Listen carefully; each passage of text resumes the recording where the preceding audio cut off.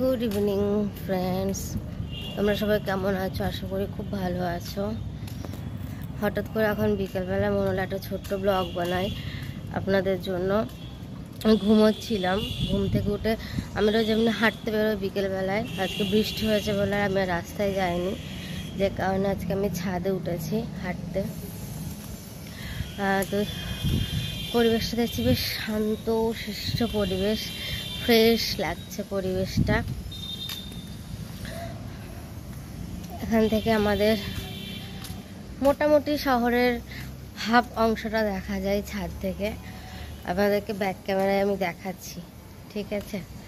দেখুন, দাঁড়ান, এই যে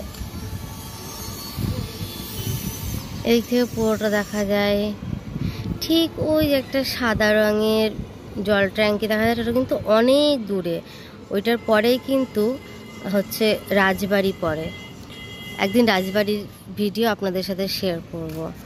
আর এই দিকটায় পরে হচ্ছে লাল দিঘি, ওইটা হচ্ছে পৌরসভার লজ।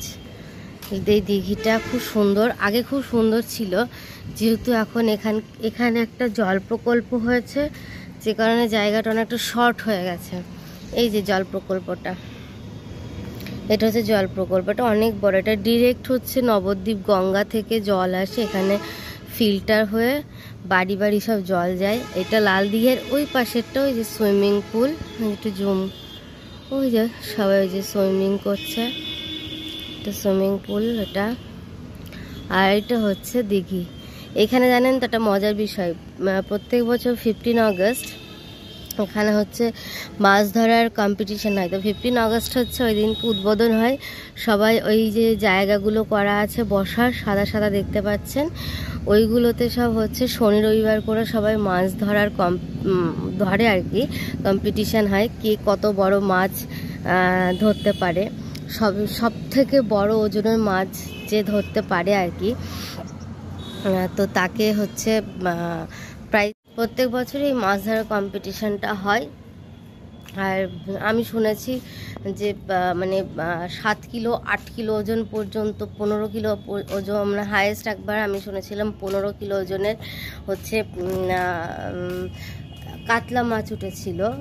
তো অনেকে অনেক কিছু গিফট পাই, থাকে অনেকের অনেক কিছু গিফট, সোনার কোনো কিছু গিফট থাকে, যে যেমন হয়, ফার্স্ট সেকেন্ড থার্ডের উপর ডিপেন্ড করে গিফট থাকে।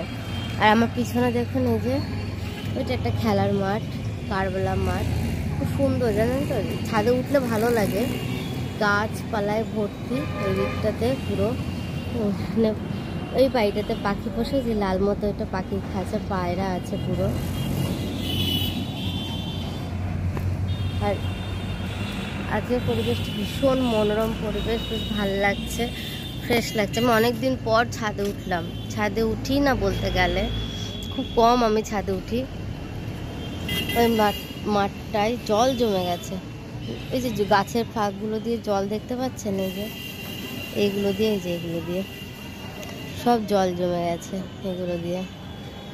আর রাত্রিবেলাতে, কালকে রাত্রিবেলাতে একটা ঘটনা ঘটেছে। কালকে রাত্রিবেলা এই কটা হবে, 8টা সাড়ে 8টা হবে, ওই সময় আমি ছাদে উঠেছি।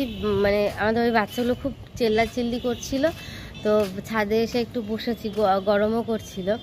তো এই যে বড় গাছটা, এই যে এই বড় গাছটা, এই বড় গাছটায় হনুমান থাকে রাত্রিবেলাতে। বাচ্চা বাচ্চা হনুমানগুলো কিচিমিচি করে ডাকছে। তখন রাত্রি কটা হবে, সাড়ে 8টা মতো হবে। আমি না এদিক ওদিক দেখছি, কেউ নেই ছাদে, এত বড় ছাদ। এটা যেহেতু ফ্ল্যাট, তো ফ্ল্যাটের ছাদ বড় হয়, কিন্তু আমি বুঝতে পারছি না যে এত মানে কান্নার, একটা বাচ্চা যেরকম কাঁদে সেরকম একটা কান্নার আওয়াজ আসছে। অনেকক্ষণ পর আমি গাছের দিকে তাকিয়ে দেখি গাছের ডালগুলো নড়ে উঠছে, ভয়ও পেয়ে গেছে। কিছুক্ষণ দাঁড়িয়ে থাকতে ভাবলাম যে হনুমান হবে, কারণ গাছটা বেশ জোরে জোরে নাড়াচ্ছিল বড় হনুমানগুলো। আর এই ফুল গাছটা কি ফুল গাছ আমি জানি না, সবাই বলে রাধাচূড়া, কিন্তু এটা রাধাচূড়া নয়। রাধাচূড়াও হলুদ হয় বই কি, কিন্তু রাধাচূড়ার পাতা অন্যরকম। এই গাছটা ফুলগুলো হয়ে যাওয়ার পর ওই যে লাল লাল হয়ে যায় পুরো। তো কাছে যায়, দাঁড়ান, ওই যে পাতা না ফুল ওগুলো আমি জানি না, পুরো লাল হয়ে যায়, তখন আবার অন্যরকম লাগে গাছটাকে দেখতে, মানে গাছটার পরিবর্তন আসে। কখনো হলুদ ফুলও ঢেকে যায়, কখনো ওই পাতাগুলো বা ফুলগুলো শুকিয়ে লাল হয়ে যায়, দেখতে বেশ ভালো লাগে। আর আকাশে মেঘ মেঘ হয়ে আছে, দেখুন আকাশটা মেঘলা মেঘলা হয়ে আছে। বৃষ্টি হয়েছিল দুপুরবেলার দিকে, ওই জন্য আমি আর আজকে রাস্তায় বেরোলাম না হাঁটতে, ওই জন্য ভাবলাম ছাদেই হাঁটি, একটু ঘুমিয়ে পড়েছিলাম। মা আবার বকাবকি করলো, বললো 2 দিন হাঁটতে যাস আর 3 দিন হাঁটতে যাস না। বললাম চলো ঠিক আছে, আমি একটু ছাদেই হেঁটে আসি। তো ছাদে হেঁটে এসে একা একা হাঁটবো, তো ভাবলাম আপনাদের সাথে একটু গল্প করি। আমার ভিডিওগুলো ভালো লাগলে লাইক শেয়ার কমেন্ট করুন, একটু সাবস্ক্রাইব করুন। আমি তো সেভাবে মানে ব্লগ করতে প্রস্তুত নই। আমি তাও বলেছি আর আগে যে আমি রান্নার ব্লগ শেয়ার করতাম ফার্স্ট টাইম। আমি একদমই সময় পাচ্ছি না রান্নার ব্লগগুলো করার।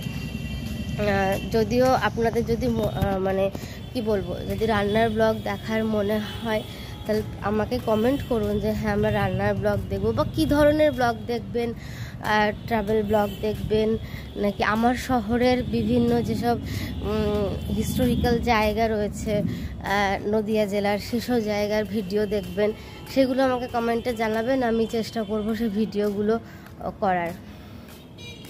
আর একটু হেঁটে নিই, ঠিক আছে? টাটা।